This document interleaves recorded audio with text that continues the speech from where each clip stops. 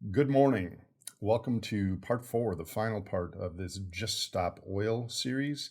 I never really intended on calling this Just Stop Oil. I just wanted to highlight the two parts of the narrative. There's Just Stop Oil and Just Pump Oil, which kind of gets to the core message of this series, is that there are two very important but distinct, at least to most people's perception, stories. And where we ended part 3 was if we head to a lower emission scenario or a post-growth scenario, we have to first navigate the Four Horsemen of the 2020s, which are financial overshoot. Since that episode came out, the forecast is for the United States is borrowing $3 billion a day with higher interest rates. We're going to borrow $1.5 trillion in the second half of this year. This strategy has an expiration date, and this is not just the United States. The second is also getting worse. The second horseman is geopolitics, war, and the real life game of risk. There are drone attacks now from Ukraine, backed by NATO in Russia naval ships, etc.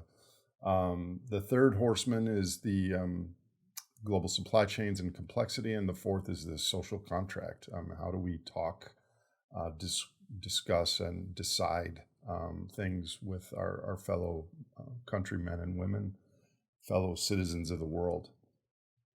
That's one story.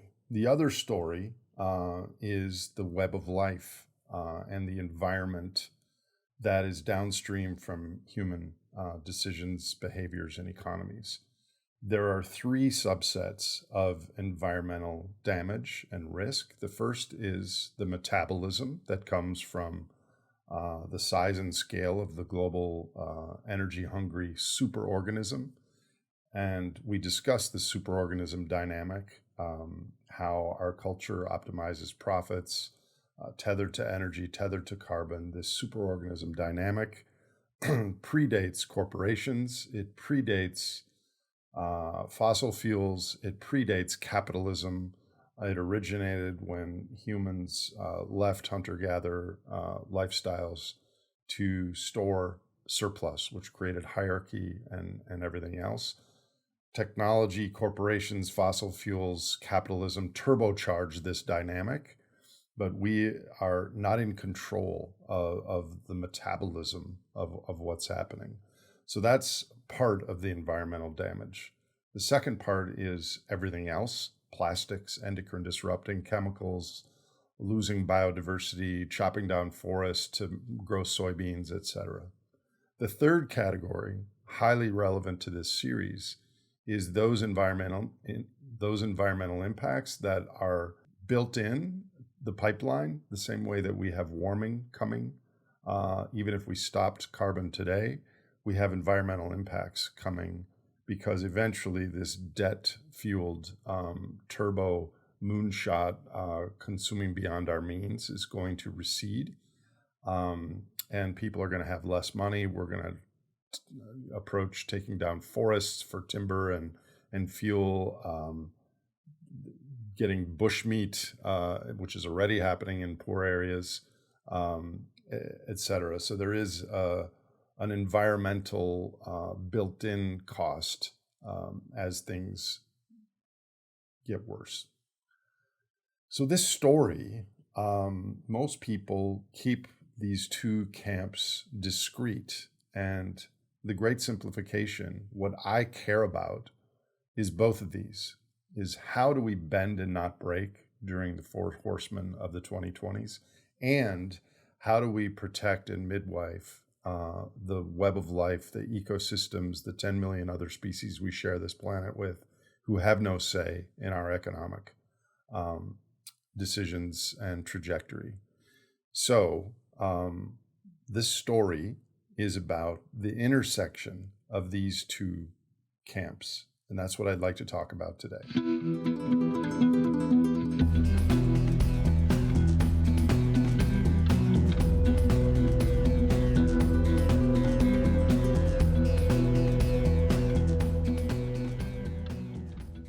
So, in discussing what do we do, I would like to discuss what's at the intersection of these circles. And I have 10 rough categories in no particular order. As we head towards a over-leveraged, precipitous Four Horsemen situation, we're going to have to use less as the average individual and as the average nation. Certainly, some individuals and some nations may use more.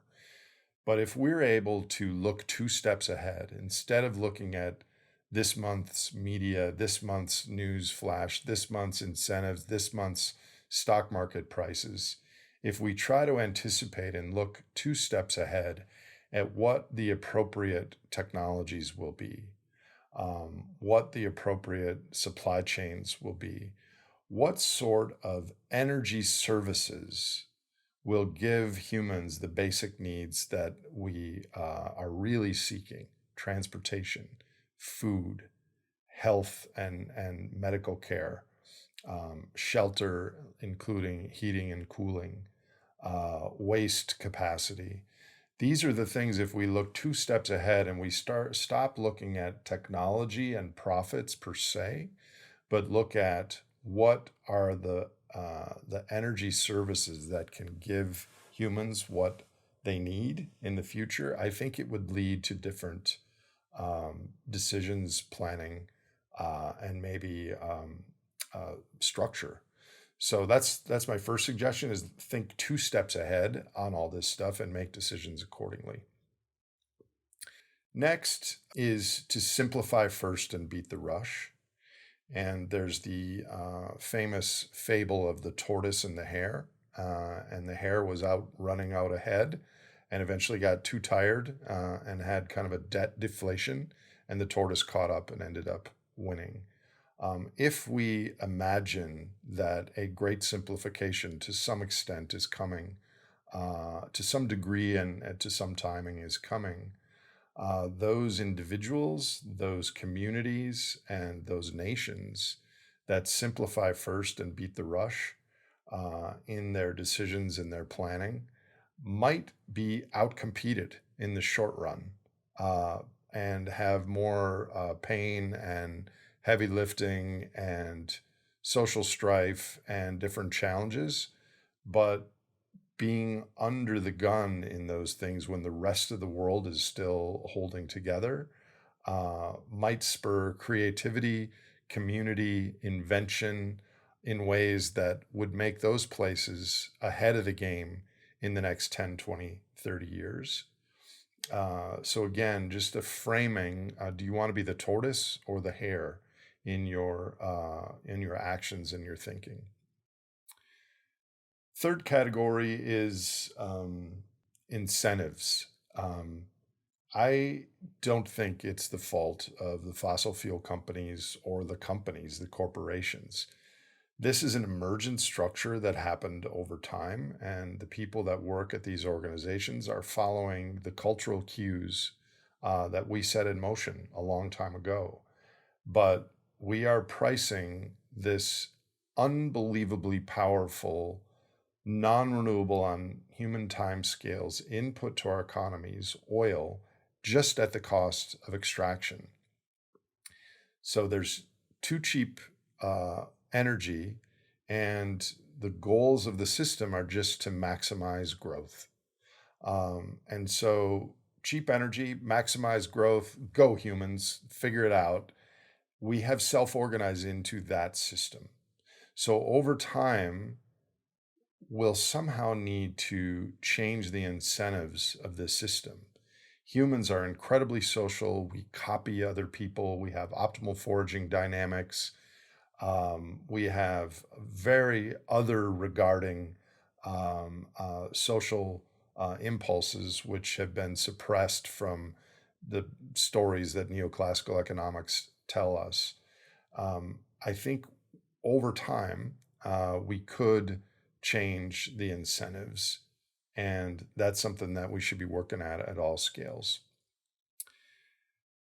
Number 4, we talk about as long as the global growth is happening, there is Jevons paradox, which is the more efficiency we wring out of the system, the more excess profits we have to funnel back into a global energy hungry superorganism. And this is true. Um, as far as going forward, we could mentally and behaviorally come up with some sort of a Chinese wall or a superorganism wall between that part of society, and we could wall off our profits or our efficiency gains or our productivity gains and take some portion of them and direct it towards a system not part of the superorganism. Take the profits from some new tech invention and put it into local and regional food and supply chains, as one example. Um, it's really hard to have avalanche guns that shrink the system without breaking it, but we can move things out of the system. And I don't know how this looks, but I think there is a way to circumvent Jevons paradox. Don't funnel things back into the market, but change the direction of those profits and those gains. Related to that is the fable of King Midas, where everything he touched turned to gold, and he was very happy about that at the beginning. But you can't eat gold. So this concept of transmutation is something that I think applies to this situation. The metaphor is that we have parsed everything of value in the human system, social capital, human capital, built capital, and natural capital, into financial capital. Financial capital gives us the optionality to turn it into all kinds of things. I think, given the Four Horsemen, given the deterioration of the web of life, that it behooves foundations, philanthropy, and others to spend down their digital electronic claims on reality in order to influence reality now. We can't just wait for those digits to multiply to the year 2050, because a lot of them are going to have dissipated because we have way too many financial claims to cover the biophysical reality that underpin them, and this is probably going to get worse. So I would argue that a spend down strategy for those that can do it makes a lot of sense. Another idea that is pretty central is the superorganism has kicked the can repeatedly. Almost 200 years, Thomas Malthus talked about the exponential food demand would outstrip the linear production of the food. He was wrong because he didn't know about fossil fuels and farming the earth vertically instead of horizontally.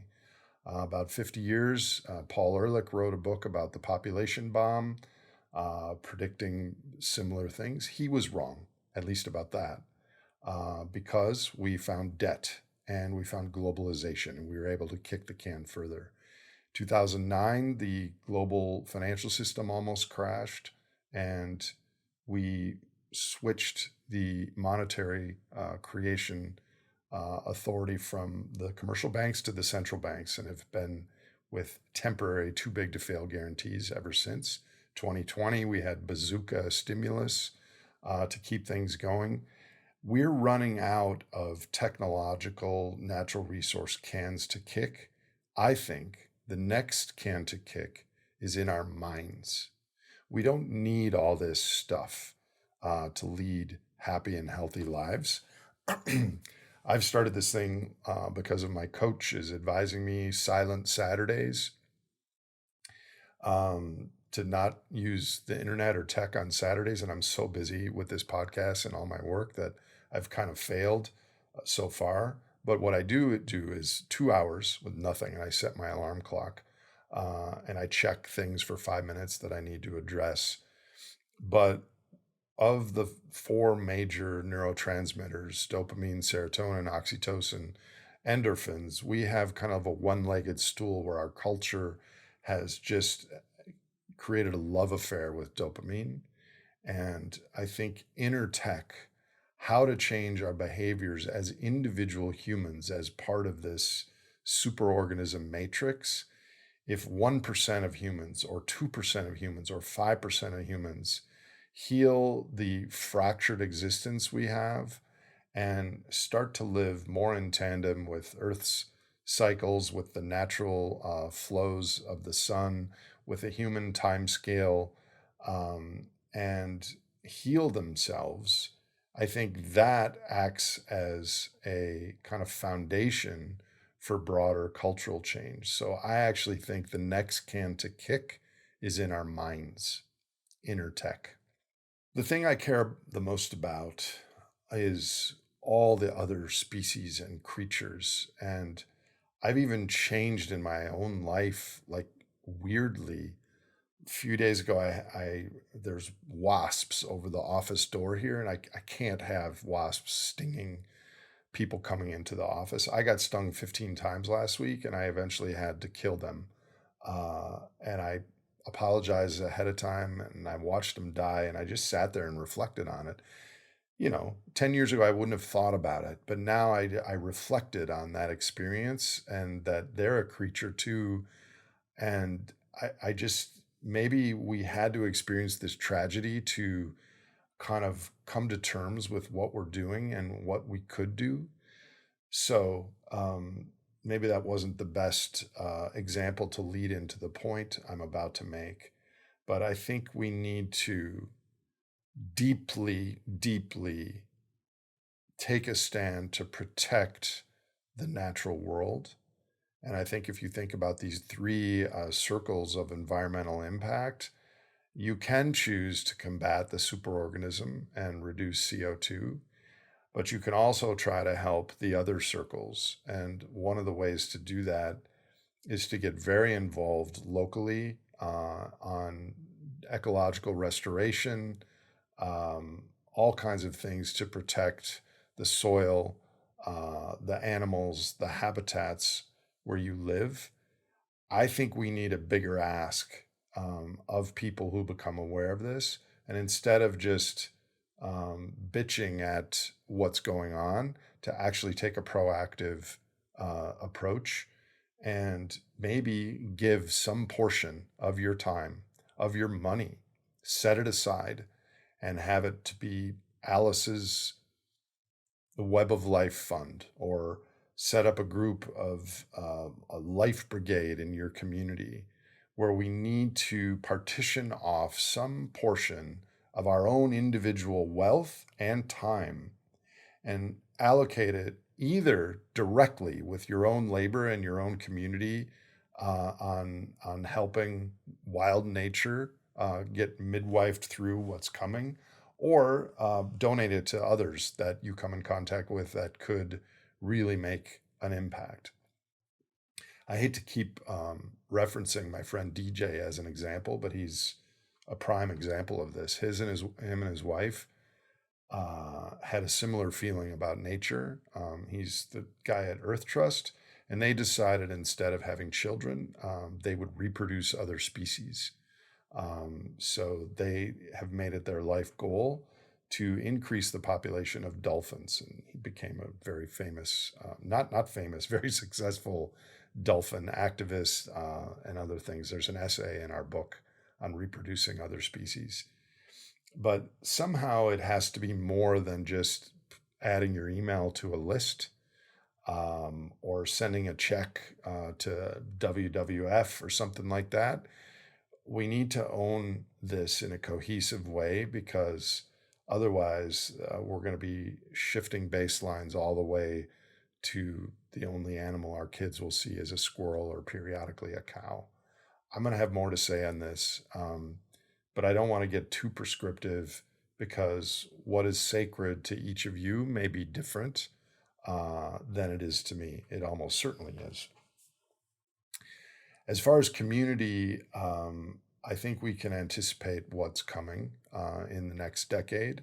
And I would implore, especially those of you who are aware of the Four Horsemen, to mentally take a step beyond uh, bullion, Bitcoin, and beans, and ask yourself, how can you better contribute to your community, your family, your community, your area?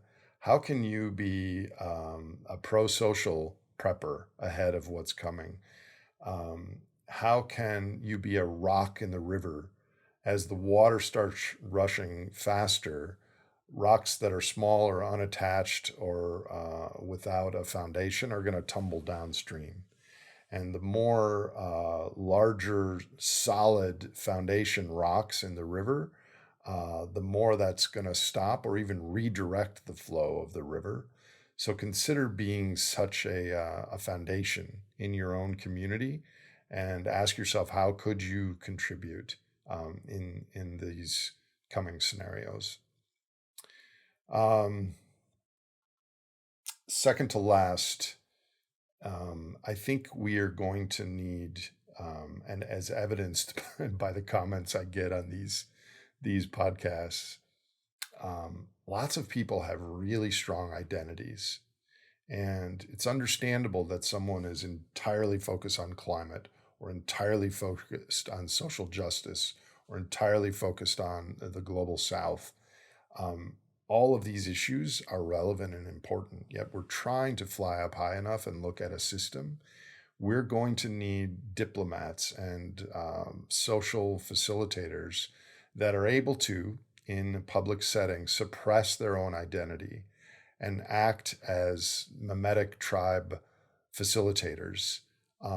Because the ability to have a bunch of people with different goals, different objectives, different values, but all living in the same place and all forced to be with each other, the ability to have those people have a conversation and begrudgingly or ultimately agree on something is going to be a massively important skill. And so just shouting at the other tribe who has a different focus than you is the way, the default path. And I think we need to be able to have a discourse with people whose focus might be different than our own.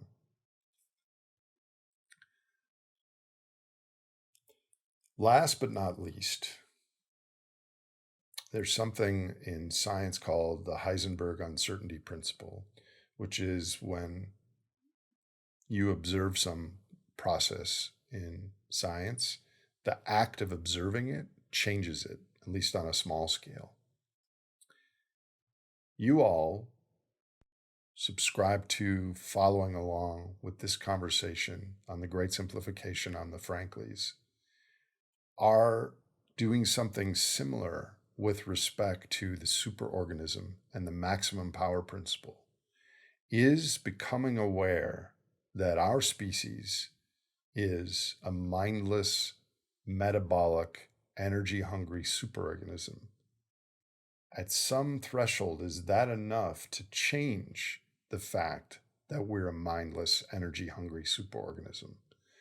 So I think inoculating more people about the dynamics of how everything fits together creates the possibility of emergence that none of us can imagine.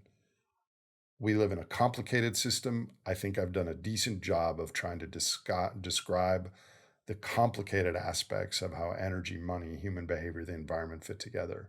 But we also live in a complex system. In a complex system, we cannot predict what's going to happen. And when something happens, then that opens a whole nother array and paths. So what we can do is change the initial conditions of that moment. And I think it's an open question on how an emergent response to what's coming could happen. And a subset of that, I've integrated a lot of dots on these 4 episodes and in this podcast. And I'm reasonably confident that I'm telling an accurate story. I'm also very confident that there's a lot I don't know. And there's a lot that many of you watching this right now know things that I've never heard of. And so I think we need to keep our minds open to things that we don't understand and continue to learn and continue to share. And this is just an unbelievable, amazing time to be alive. And to wrap up this series, Just Stop Oil is the bookend to that is Just Pump Oil. And we're going to be in this push and pull on environment versus economic issues for a while. So I'm trying to look at the things at the intersection of those two issues. And thank you all for listening. And hopefully, we can, on this journey together, figure some of these things out. I don't know the answers, but I've spent 20 years thinking about the questions and how these things fit together. And I'm going to go see my folks. So there will not be a Frankly next week, but I have lots more things to talk about. I hope this was at least somewhat helpful, if not a little long winded. Thank you all.